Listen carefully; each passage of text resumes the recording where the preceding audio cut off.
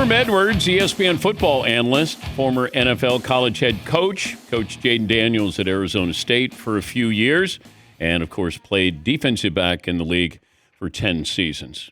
Did you ever trademark you played to win the game? Dan, I did not. And, someone told me to do that, and I was like, yeah, I missed out on that one. How often do you hear that in the course of a day or a week? Yeah, every time you're traveling, right? When I go back to the worldwide leader, to the mothership in the airports. Hey, coach, and I know before they even say it, Dan, I go, I know, I said it, I get it. Had you used that line before you got to the press conference? Nope. That just came up. Just came out. It just came out. It was like, and it was funny because we're sitting there at 2-5. This is my second season, I think it is, yeah. And we're struggling, and they're talking about, am I going to fire coaches and all that? And so I'm getting revved up as they're talking. And then I just spit it out. I went, you play to win the game, right? And so it was on a Tuesday and the players were off. And on Monday, they come in, Wednesday, they come in and they say, Coach, we heard what you said.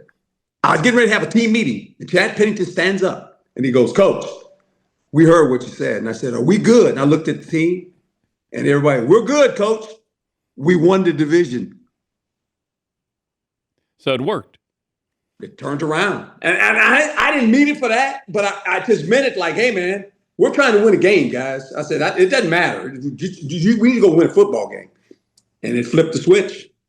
Can you have a must-win situation in week 2? Yeah.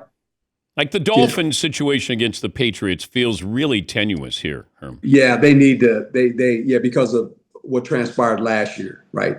And all of a sudden, this is not the same team we saw 3 years ago.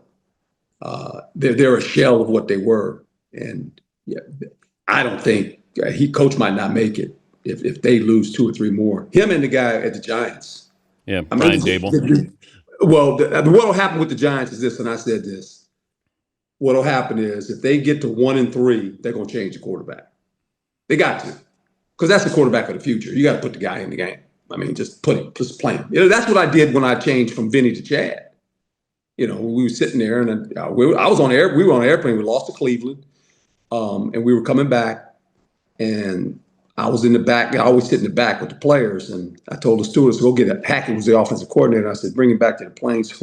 We had lost to Jacksonville. I'm sorry, we had lost to Jacksonville. And he comes back in the back, and I said, I'll make the change. He said, what? What are we talking about, Coach? I said, we're going to change quarterbacks. When? I said, this week. I said, we're putting 10 in the game. That was Chad. And then we ended up, getting in the playoffs, winning 10 games. Yeah, but now was Chad, how long had he been in the league? He'd been in the league about 2 years. It was the second year because Bill drafted him, but Vinny was still there. And I got there, and Vinny started the first year, and we got in the playoffs. And the second year, we were shaky, and then I said, you know what, we got to change. And I put him in, and we ended up – that's the year we won a division. But see, that's where I don't know. I like Jackson Dart. I think he's a starter in the league. I think he's got a lot of talent. Yep. I just don't know if he's ready. Well, I don't know if the team is ready for him to go in and that he doesn't, I don't want his confidence crashed. Nah, you know what, though? And people say that, Dan, and I get all that. But, there's a reason you drafted this guy this high. And I go, you know what? Peyton Manning threw 28 interceptions, guys, his first year. And if you draft a guy where you think he's going to crack under pressure, you drafted the wrong guy. You can't draft that guy. That's the first thing you got to understand. But I'm not talking about cracking under pressure as much as, if you don't have the offensive line blocking for you or you don't have no doubt, running game. But and correct. But the first thing you do basically is when this happens, and what I've done, I walk in the defensive room and tell them, say, hey, I'm getting ready to put him in the game. And I said, let me tell you what he's going to do. He's going to throw the ball to the bad guys. He ain't going to mean to do it. He's going to throw it. When he throws it to him, hold him to a field goal. So don't get mad. And sure enough, when that happens, the defensive players come off the field and they go, Coach, you told us it's okay. We're all right with it. I said, no, I told you this week in practice he's going to throw it to the bad guys. One thing I don't understand is, and we saw this with Jordan Love last night. He lowers his shoulder. Yeah. I'm sure you told your quarterbacks, get out of bounds, Yeah. slide. It's September. Why do Yes. these guys feel like they need to be football players? I have no idea. And it's almost like you tell them, hey, man, look, knowing the journey's over. Slide or get out of bounds. Just don't. We know you're a tough guy. You play quarterback. You got to be tough to play quarterback because you get hit a lot. But don't run into guys. I said, I always tell those quarterbacks, protect your throwing shoulder. You always make sure when you get tackled, protect that because you got to play the next play. He lowered his throwing I shoulder. know. I know. They're going to show that. This is one of those moments where when you get in the film study, you put this on tape for everybody, for the whole team to watch. You go, you see our quarterback? He's a tough guy. Okay, you've shown everybody you're tough. I don't want to see this again. You play to play another play. Yes, yes. We're talking to Herm Edwards, ESPN football analyst. When do you get a true sense of how good or bad your team is? Like how many games for you? I would say with the schedule now, after a month of football, you got a pretty good feeling of kind of what you are. And then your question is this: how do we adjust to the players we have, and what do we need to do different if you're struggling, right? And that's that first month you're going to find out all the war. When you after a month you go, okay, here's the deal. If you're 1-3, you're going, okay, why are we 1-3? What is our first of all, what is our strength? Let's play to our strength now because we're not going to get any new players. These are the guys we got. So what is our strength? What do we do well? I know we want to do this on offense. I know we want to do that on defense. We've done it for a month, boys. It ain't working. This is what you're telling your staff. So we got to fix this. It's our job to fix it now because we're stuck with these players and these players are stuck with us. So how do we fix it? And that's what you go about doing then. If the Packers played the Eagles today, who would win? Probably the Packers. Okay. I think the Packers are really good, Dan. I think people lose sight of the Packers of this sense. I'm going to say this to them. They were 5th in total defense last year. People don't realize that. They were 5th. You know, when you think of the Packers, you think of this offense. Oh, boy. They got a really good defense. They do a nice job of taking the ball away. And here's the crazy part. Last year, they were 8th in the league in sacks. They had 45. They got this guy number 1 now. They gave him the number of Lambeau, of Curly Lambeau. They let him use the number. Now they've gone from a 45 sack team to a 60-plus sack team with that guy number 1. They're a totally different defense now with him. But I still have to trust the Eagles and Chiefs until they lose. I trust them, but I worry about this. The Eagles lost some players, right? They lost some guys now, okay? And every week, we went through this when I was with the Eagles when we went to the Super Bowl. We didn't win, but we lost. The next year was very difficult because you get everybody's best game because you're the Super Bowl guys.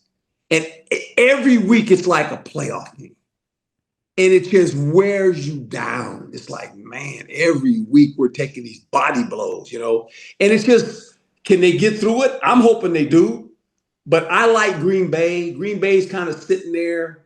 And I don't know if the Green Bay Packers are going to lose a game at home. What concerned you about Jaden Daniels and the Commanders last night?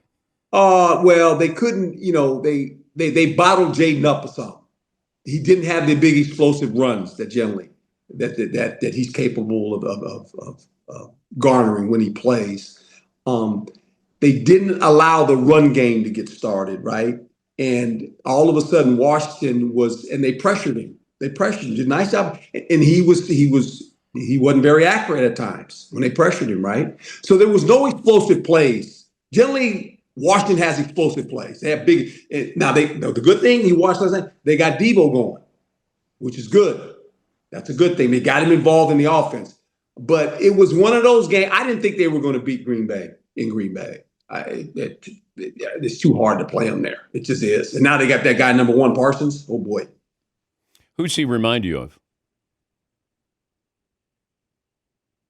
He can wreck the game. He reminds me. Now, I don't think he's as physical, but Lawrence Taylor. Lawrence Taylor was a phys. I mean, we used to play him twice a year. Oh boy. And he used to line. I remember one time we were playing him in Philly.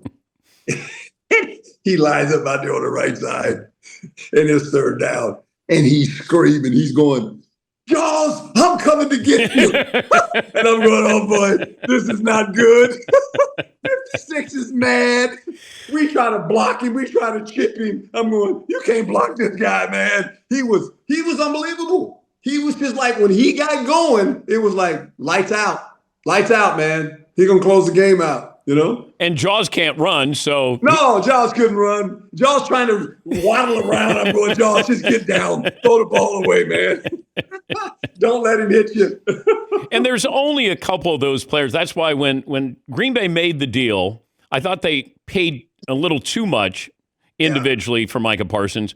But you're still getting, how many guys change a game? He changes the game. Aside from a quarterback, truly change a game. Every single play, you have to know where that guy is. No, you're right. And what they do, and I should mention this name as well, Reggie White. Right? Reggie White was in Philly before he went to Green Bay. I think he might be the greatest defensive player in history. Unbelievable. He came out of the World League or whatever that league was. I remember he came to Philly. And USFL. Yeah, USFL, right? They had so many leagues. I forget all the names of them. But then he was unbelievable, you know. And you know, he's a preacher, you know, and I can remember he would sack guys and he would go and he'd pick them up. You know, he'd lift them up. He says, you know, "May God bless you today." And I'm going, "This boy is something, boy. He is really something." He was a great player. Yeah. He was a great player and a great human being. God blessed you, Reggie, not me getting sacked. Yes. Did you ever get any of footballs? I don't know how many footballs you have behind you. Did you get any of the interceptions signed by the quarterback who threw it? I did not. And you know what? I'm glad you asked this question. So the first one, my first NFL interception was in Los Angeles against the Rams. And you know who the quarterback was? Joe Willie Namath. Oh. I have the ball right here. Dan, I got the ball. So here's the funny part. I'm a rookie. I intercept the ball. They bring the ball to the sideline. I keep it. They put the tape around it, right? And so at the end of the game, we're in the Coliseum then, and we're walking out of tunnel. And I have this ball. And I looked at some of the vets. I said, "You think if I asked Joe to sign, he's signing for me?" They went, "No, man, don't ask him to do that." But I got the ball painted up. But this is Joe Willie, man. This is my first NFL interception against Joe Namath. And you know Joe would sign that now. He would. And, you know, it was funny because when I became the head coach of the Jets, he came to the press conference. And I told him, I said, "You know," and he goes, "No, I know. You intercepted me." I said, "Yeah, I got the ball at the house." You should have brought it to the press conference. I didn't know he was going to come. I should have. Right. Hey, great to talk to you as always. Have fun at the mothership. Safe travels. I will, my friend. Thank you, partner. That's Herm Edwards of the mothership, former NFL and college head coach, Coach Jayden Daniels at Arizona State for, I think, 2019 to 2021.